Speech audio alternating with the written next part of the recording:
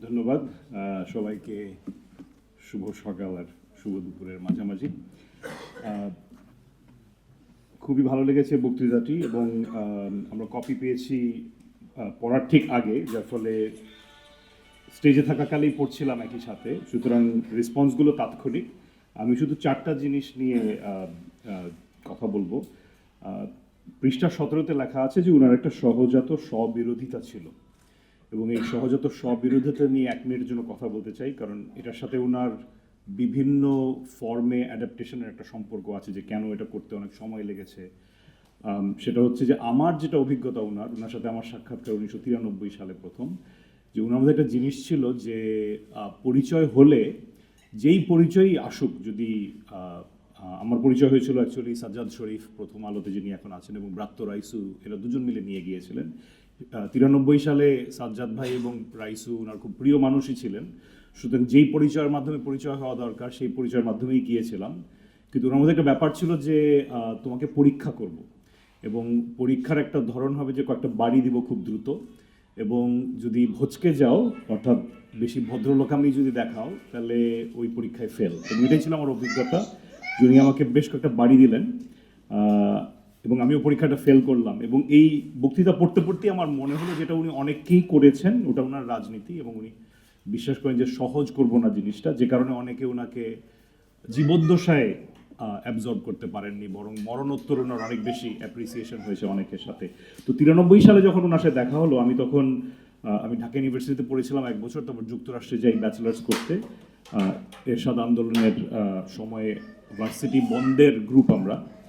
তো 4 বছর মাত্র যুক্তরাষ্ট্রে থাকার পরেও ওনার একটা অ্যাপ্রোচ ছিল যে ও আমেরিকা থেকে এসেছো, সুতরাং ওটার জন্য একটা উনি আমাকে বাড়ি দিবেন। তো প্রথমেই বললেন যে আমেরিকা থেকে এসেছো, কোনো ফান্ডস নিয়ে এসেছো কিনা। আমি কিন্তু তখন ব্যাচেলার্স করেছি, মাত্র 22 বছর বয়স। তো ফান্ডস জিনিসটা কি সেটাও আমরা তখন জানি না। আমি বললাম যে না, আমি তো কোনো ফান্ডস নিয়ে আসিনি, এমনি এসেছি। বলে ফান্ডস না নিয়ে আসলে এখানে কেউ তোমাকে মূল্য দিবে না। আমি জার্মান কালচারাল সেন্টারের ফান্ডে ফাউস্ট নিয়ে কাজ করছি। পরবর্তীতে আপনারা জানেন যে ফাউস্টের অনুবাদ হলো। তো এই ধরনের একটা ধাক্কা আমার জন্য খুব ভালো ছিল, কিন্তু আমি বলবো ওই সময় নিতে পারিনি। এবং পরবর্তীতে কীভাবে জানি তসলিমা নাসরিনের প্রসঙ্গ চলে আসলো, এটা 1993 সাল, এবং ভীষণ খেপে গেলেন উনি তসলিমার ব্যাপারে। ভারতের প্রসঙ্গ তো এসেছে, এবং দ্বিতীয় মূল্যায়নের ব্যাপারে আমি একমত যে ওনার প্রধান চিন্তা ছিল তখন আনন্দবাজার গ্রুপ, এবং ভারত এই জিনিসটা নিয়ে কিভাবে রাজনৈতিক ফুটবল খেলবে এটা নিয়ে ওনার কনসার্ন। এবং আমি বলবো আমিও ছিলাম ওই দলের যারা জিনিসটাকে খুব একটা পাত্তা দিয়ে নি। আমরা মনে করলাম যে না, কি হবে এটা, কত দূরই বা যাবে, 2-3টা পত্রে লেখালেখি হবে। তো সীমাকে নিয়ে যে একটা ঘূর্ণিঝড় হবে, বর্তমান পরিস্থিতির একটা রিহার্সাল ইন সাম ওয়েজ, এবং ভারতে যে কত বড় রাজনৈতিক খেলা হবে এটা নিয়ে উনি আগে থেকে দেখেছিলেন। অ্যাট দ্য সেম টাইম ওনার স্ববিরোধিতা বলবো যে উনি তসলিমাকে নিয়ে যেভাবে কথা বলেছিলেন, যেটা ওনার ধরন, সেটা আবার আমার পক্ষে নেওয়াও খুব কষ্টকর ছিল। আমি বলবো নারীবাদী দিক থেকে দেখলে ওটা নেওয়া খুবই কষ্টকর। তো এইভাবে কিন্তু উনি দূরত্বও তৈরি করতেন, উনি আপনাকে পুশ করতেন যে আপনি ওটা নিতে পারবেন কিনা। এই প্রসঙ্গে আরেকটা জিনিস বলি, যেহেতু উনি জার্মান কালচারাল সেন্টারের অনুদানের কথা তখনই আমাকে বলেছিলেন, যে ফাউস্ট অনুবাদ করেছেন, ভালো কথা, ওটা তো সবাই খুব অ্যাপ্রিসিয়েট করেছে, কিন্তু ওর পাশাপাশি উনি কিন্তু আরেকটা কাজ করেছিলেন যেটা নিয়ে একটু হালকা বিতর্ক ছিল। এবং এই প্রসঙ্গটা তোলা এই কারণে যে উনি অনেক সময় অনেক কিছু অনেকের আগে দেখেছেন। বক্তারা বলেছেন যে 72 সালেই বাংলাদেশের স্বাধীনতার যে সমস্যাগুলো উনি দেখতে পেরেছেন অনেকের আগে।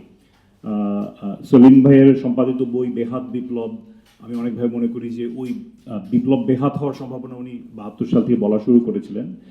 কিন্তু কিছু কিছু ক্ষেত্রে বাংলাদেশের বাইরে, এই ভূখণ্ডের বাইরে সব ব্যাপারে কিন্তু পারসেপশন ক্লিয়ার ছিল না। উনি যে ভুলগুলো করেছেন অন্যরা করেছেন, সেটার মধ্যে একটা হচ্ছে যে উনি লিবিয়ার মুয়াম্মার আল গাদ্দাফির গ্রিন বুক নামে বইটি অনুবাদ করেছিলেন লিবিয়ান এম্বাসির পৃষ্ঠপোষকতায়।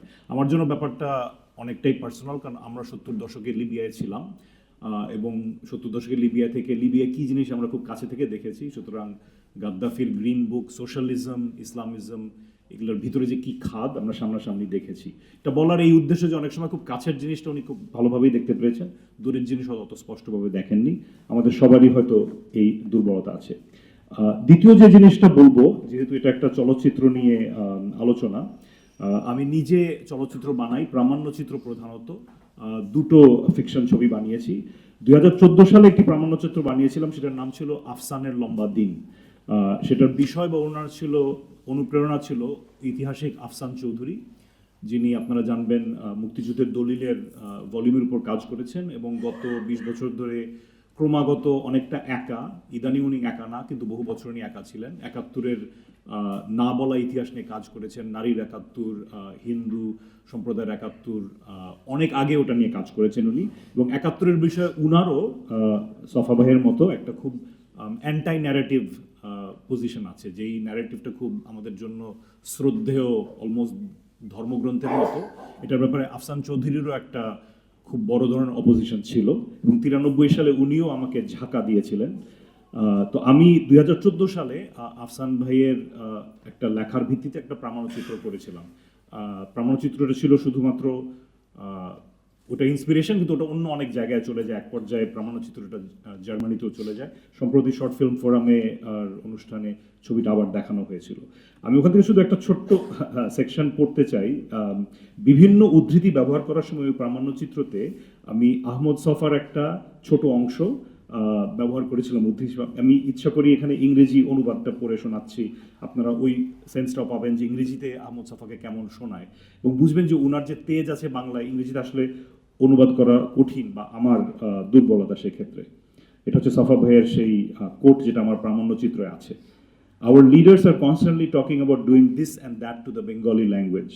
The gist of their speeches are, "Oh Bengali people, you have suffered a lot to get an independent nation. Bangladesh is a beautiful country. That is why we call it the mother. Bengali language is the mother goddess language. Those who speak against it, we call them collaborators and Pakistani spies. You have sacrificed a lot for this Bengali language. If independent Bangladesh cannot give you clothes to wear, cover up your penis with Bengali culture. And if you cannot get 2 meals of rice a day, chew on Bengali language with great relish." তো উনার যে চরম একটা sarcasm ছিল এবং ইতিমধ্যেই উনি দেখতে পেরেছিলেন 73, 74, 75 সালে যে স্বাধীনতা হয়েছে, বাংলা ভাষা সর্বস্তরে বাংলা ইত্যাদিতে হয়েছে, কিন্তু মানুষ খেতে পারছে না, এটাতে কি হবে। হয়তো এই উদ্ধৃতি থেকে বুঝতে পারবেন যে যদিও ইংরেজিতে উনাকে উপস্থাপন করতে চেয়েছি, ইংরেজিতে আসলে উনার ওই তেজটা আসে না। তো সেটা হয়তো অনুবাদকের জন্য একটা চ্যালেঞ্জ। যে কারণে আমি উনাকে ছফা ভাইকে উদ্ধৃত করেছিলাম আফসান চৌধুরীর লেখার ভিত্তিতে প্রামাণ্যচিত্রের কারণে, যেটা আমি আরেকবার বলবো একদম শেষে, সেটা হচ্ছে যে আমি মনে করি যে একাকিত্ব, সামাজিক একাকিত্ব, সমাজ আপনাকে রিজেক্ট করছে, আপনিও সমাজকে রিজেক্ট করছেন, আপনি হয়তো আগেই করছেন সমাজ আপনাকে রিজেক্ট করার আগে। এই টেন্ডেন্সি আফসান চৌধুরীর মধ্যেও দেখেছি, যদিও উনি অনেকদিন বেঁচেছেন বলে হয়তো ওটার একটা ইউ টার্নও হয়ে গেছে, এখন সামাজিক গ্রহণযোগ্যতা আছে। এবং ছফা ভাইয়ের মধ্যে অবশ্যই দেখেছি যে তোমরা আমাকে গ্রহণ করবে তার আগেই উনি ঠেলা দিয়ে সরিয়ে দেবে। এবং এই একাকিত্ব উনাকে কিন্তু অনেক কিছু দেখতে সাহায্য করেছে, যেহেতু উনি কোনো দলে খুব বেশি দিন থাকেননি বা থাকতে চাননি, যে কারণে উনার ওই দায়বদ্ধতাও নাই যে এই কথাটা বললে অমুক লোক কি মনে করবে, কারণ সে তো আমার পার্টির লোক ইত্যাদি ইত্যাদি। তো সেটা আমি মনে করি উনাকে বোঝার একটা বড় ব্যাপার। এবং এখানে একটা খুব ভালো লাইন আছে এই বক্তৃতার মধ্যে, সেটা হচ্ছে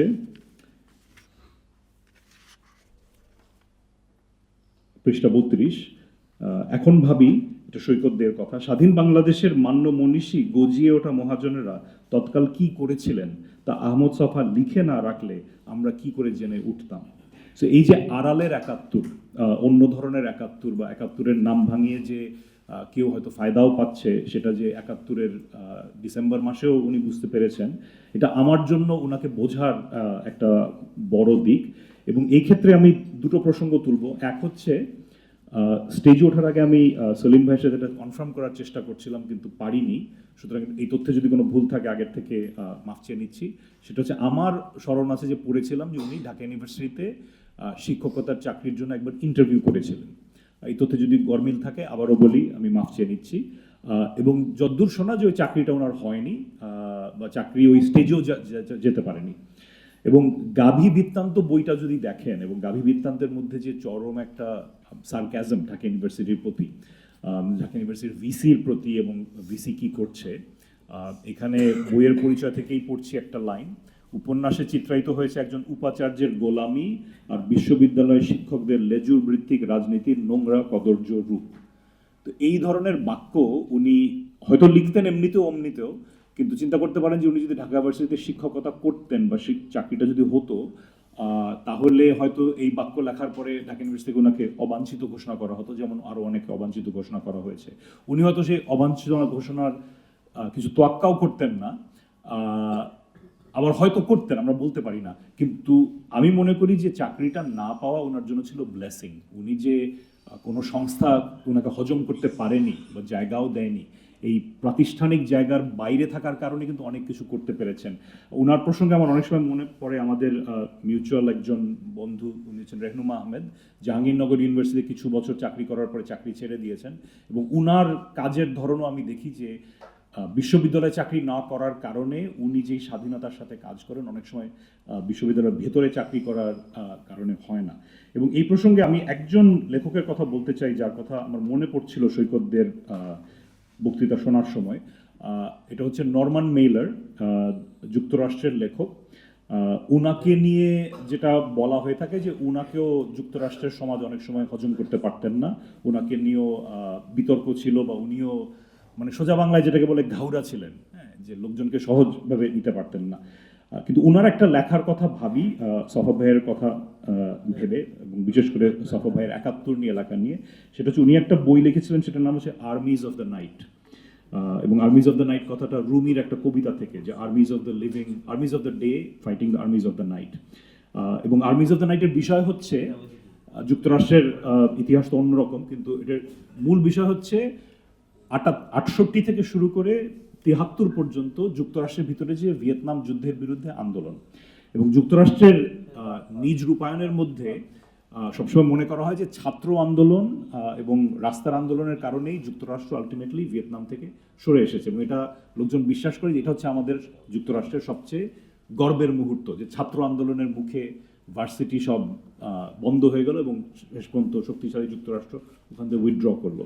নরমান মেইলার তার আর্মিজ অফ দ্য নাইট বইয়ে অনেকভাবে দেখিয়েছেন যে যদিও আন্দোলনটা খুব সুন্দর এবং আন্দোলনের অনেক শক্তি আছে, আবার আন্দোলনের দুর্বলতাও আছে, এবং আন্দোলনের অন্তর্নিহিত দুর্বলতা হয়তো আন্দোলনের বিজয়ের পরের মুহূর্তে প্রকাশ পাবে, যখন একতা আর টিকিয়ে রাখা যাবে না। তো অনেকভাবে আমি মনে করি যে সফা ভাইয়ের ৭১ পরবর্তী লেখা এবং ওনার দেখা, অনেক সময় উনি ওই জিনিসটা নিয়েই মনোযোগ দিয়েছেন যে স্বাধীনতার পরে কি হবে, এবং যখন ওই একক যুদ্ধ, একক শত্রু এবং একক কাজ, একটা ডেডলাইন যেখানে আসতে হবে, সেটা যখন না থাকে তখন কি ধরনের সামাজিক দ্বন্দ্ব তৈরি হয়, সেটা নিয়ে নরমান মেইলারও লিখেছেন, সফা ভাই খুব সুন্দরভাবে লিখেছেন, যেটা আমাদের কাছে অতি পরিচিত। তো আমি বলবো ওনাকে বুঝতে হলে আমি অনেক সময় বুঝি যে একাকিত্ব, সংস্থার ব্লেসিং এর বাইরে কাজ করা, এমনকি সংস্থাকে রিজেক্ট করে কাজ করারও কিছু স্বাধীনতা থাকতে পারে, সেটা থেকে আমাদের কিছু শিক্ষণীয় আছে। ধন্যবাদ।